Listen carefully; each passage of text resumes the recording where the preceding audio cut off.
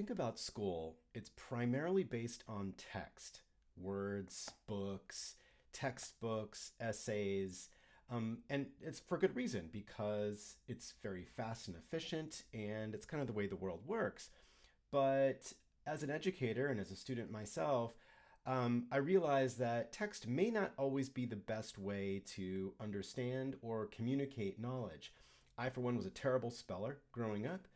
That was a big stumbling block for me, and I feel like I didn't actually become a good writer until I went into college. And so, when I wrote my book, Storytelling with Purpose, I felt that I really had to make the case for educators that text is not the only way to help students relate to content and to express themselves.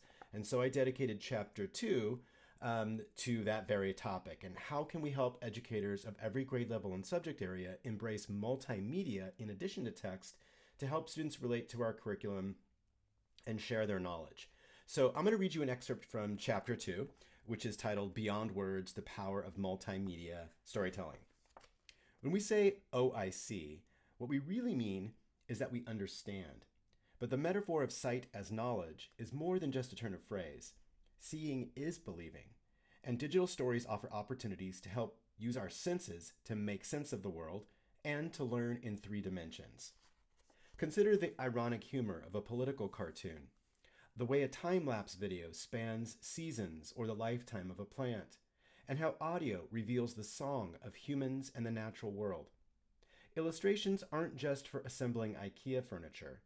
They're critical for assembling knowledge, especially concepts too complex for words. We'd literally be lost without maps and charts, for example.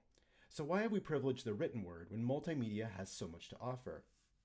While writing is at the heart of every digital story, think scripts and interview questions and quotes and captions, I like to think of multimedia as a different kind of writing with its own grammar that works alongside words to create spatial relationships and provide unique information and detail that words simply can't. In this chapter, I share the secrets of using multimedia, photography, audio, video, data visualizations, and illustrations to provide clarity, improve accessibility, and tell stories that resonate with an audience's heart and mind.